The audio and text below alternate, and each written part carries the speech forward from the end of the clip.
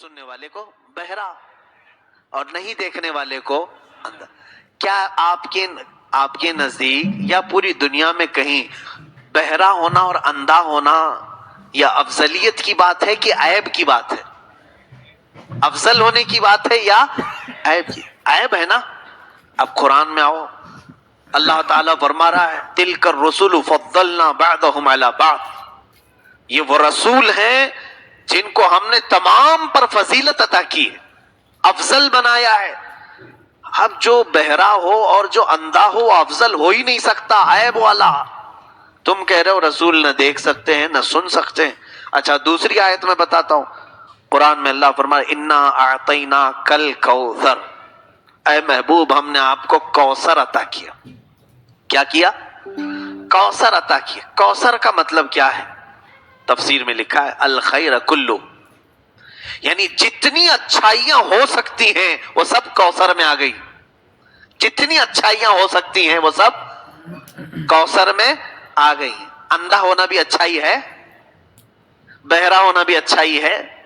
اللہ فرما رہا ہے جتنی اچھائیاں تھی سب میں نے آپ کو عطا کر دیا، اور تم جو برائیاں ہیں وہ لا کر میرے نبی کی شان میں ڈال رہے ہو.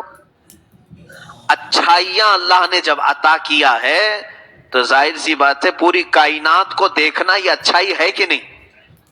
پوری کائنات کی باتیں سننا یہ اچھائی ہے کہ نہیں؟ تو جتنی اچھائیاں ہیں بلندیاں ہیں وہ سب اللہ نے میرے نبی کو عطا کیا ہے. بہرحال اس ٹاپک کو میں اور زیادہ طول نہ دیتے ہوئے اتنا ضرور کہوں گا کہ الحمدللہ صحیح معنوں میں ہم اپنے رب تبارک و تعالیٰ کی ہی عبادت کرتے ہیں. پورے اہل سنت و جماعت کا موقف یہی ہے، ہم نہ کسی نبی کی عبادت کرتے ہیں نہ کسی ولی کی عبادت کرتے. ہم شرک کسی کے ساتھ نہیں کرتے. ہاں جو سوالات کرتے ہیں وہ در حقیقت ان کی سمجھ کی غلطی ہے، وہ کج فہمی ہے. وہ آئیں بیٹھیں اور سمجھیں، نہیں تو پھر اگر دور سے ہی تیر مارتے رہیں گے ہمارے اوپر شرک کے تو وہ شرک تو تمہارے پیٹ میں بھی آ جائے گا. سمجھ کر کے چلو کہ اہل سنت و جماعت شرک نہیں کرتے. اب ہمارے اوپر جو اعتراضات اللہ سے مانگنا چاہیے اور تم جاتے ہو اولیاء کے آستانے پر، کبھی نبی کے پاس ہاتھ اٹھاتے ہو مانگتے ہو. قرآن میں یہی کہتے ہو ایاک نعبد و ایاک نستعین، ہم تیری ہی عبادت کرتے ہیں اور تجھ سے ہی مدد مانگتے ہیں. پھر تم کہتے ہو یا غوث المدد، یا رسول اللہ المدد. جھوٹ بولتے ہو تم.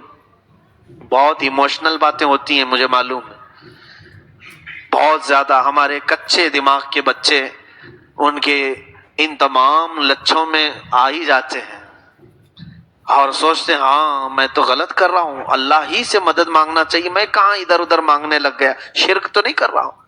وہی ڈیفینیشن یہاں پر بھی یاد رکھو میرے عزیزو، مدد جو حقیقت میں ہے وہ اللہ ہی کرتا ہے. اللہ تعالیٰ ہی مدد عطا کرے گا، اور ہم حقیقت میں اللہ ہی سے مدد مانگتے ہیں. حقیقت میں ہم اللہ ہی سے مدد مانگتے ہیں، کیونکہ اللہ کے دشمنوں سے اگر مدد مانگ لیا تو بات سمجھ میں آتی ہے کہ اللہ کے علاوہ کسی سے دوسرے سے اس نے مانگ لیا. اور اللہ کے محبوبوں سے مانگنا اللہ ہی سے مانگنے کے برابر ہے. میں تو مالک ہی کہوں گا کہ ہو مالک کے حبیب، یعنی محبوب و محب میں نہیں میرا تیرا. یہ تو اعلیٰ حضرت نے لکھا ہے. یعنی مثال کے طور پر یوں سمجھ لیں کہ گورنمنٹ چل رہی ہے، اور میں یہ صرف تقریب فہم کے لیے ذہن میں سمجھانے کے لیے گورنمنٹ کی مثال دے رہا ہوں، باقی اس سے کوئی اور نتیجہ حاصل نہ کریں. سب سے اوپر پوسٹ پر پی ایم، پرائم منسٹر، وہ تمام معاملات کو دیکھ رہا ہوتا ہے، اس کی کیبنٹ ہوتی ہے، وزیر ہوتے ہیں، اور ہر ایک قلمدان الگ الگ دیا جاتا ہے. کوئی ریل منتری ہو، کوئی خزانے کا منتری، کوئی ہر طرح کے انہیں الگ قلمدان دیے جاتے ہیں. اتنا ہی نہیں، ان کے نیچے اور ایم ایل اے ہوتے ہیں، ایم پیز کے نیچے، ان کے نیچے اور بھی یعنی کیٹیگریز ہیں. ظاہر سی بات ہے پورے ملک کا جو ایک پی ایم ہے وہ ہماری گٹر صاف کرنے یہاں ہر جگہ نہیں آئے گا. ہاں وہاں سے ہو سکتا ہے وہ کچھ چیزیں پاس کرتا ہے. ابھی دیکھیں پردھان منتری یوجنا چلتی ہے بہت ساری، لابھ اٹھائیں اس سے. لوگ کہتے ہیں سلنڈر کے معاملات کو لے کر کے ابھی چند دن پہلے کہ یوجنا ہے، پتہ نہیں کیسی یوجنا ہے، میں صرف مثال میں کہہ رہا ہوں. تو کب آپ کے گھر پر آ کر پی ایم صاحب نے سلنڈر دیا آپ کو؟ دیا آپ کو؟ آپ کے پاس تو گیس ایجنسی والا ہی لا کر کے دے رہا ہے، لیکن یہ کہا جا رہا ہے کہ یہ یوجنا میں مل رہا ہے، یعنی ایک یوجنا نکلی ہے اس میں یہ مل رہا ہے. کچھ غریب لڑکیوں کے لیے بھی کچھ یوجنائیں نکلتی ہیں، اسکیمز نکلتے ہیں، اور وہ پی ایم کے اسکیم بولے جاتے ہیں اس کو، پردھان منتری کے اسکیم. اور لڑکیوں کی شادی کے لیے ہے، تمہارے گھر بچی ہو گئے تو اس کے لیے کچھ پیسے مل گئے، بینک میں اکاؤنٹ میں چلے گئے. ابھی پتہ نہیں جاتے ہیں کہ نہیں جاتے، لیکن پہلے ایسا ہوتا تھا. مجھے یہ بتاؤ، جن غریب بچیوں کے کھاتے میں پیسے جاتے ہیں، وہ 15 لاکھ والی بات نہیں کر رہا ہوں میں، ابھی بھی جو چھوٹی موٹی چیزیں بھی جو جاتی ہیں، کب تمہارے پاس آ کر کوئی پرائم منسٹر ہاتھ میں دیا؟ ہو سکتا ہے اس نے اپنے نیچے والے منتریوں کو دیا، اور انہوں نے اپنے ماتحت والوں کو دیا، انہوں نے نیچے تک، ہو سکتا ہے وہ کٹ پٹ کر کے نیچے تک کچھ ہی پہنچ جائے، یہی ہوتا ہے نا یہاں پہ. لیکن پہنچتا ہے تو اسے کیا نام دیا جاتا ہے؟ یہ پردھان منتری کی طرف سے، یہ پی ایم کی طرف سے. لیکن اس نے نہیں دیا، پتہ نہیں کتنے ہاتھوں سے ہوتے ہوئے آیا، لیکن نام اس یوجنا کا وہی رکھا گیا ہے. دنیا میں ان تمام چیزوں کو تو بہت جلدی ایکسپٹ کر لیتے ہو، مان لیتے ہو.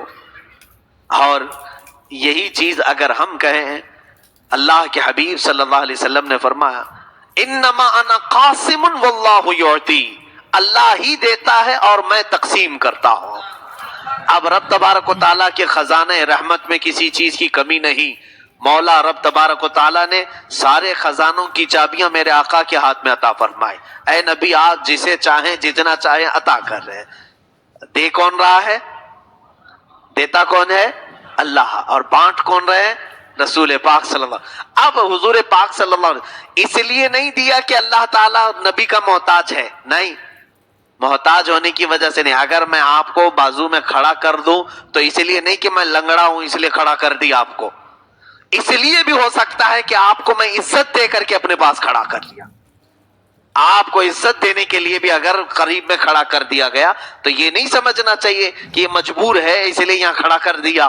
اللہ رب العزت اپنے نبی کو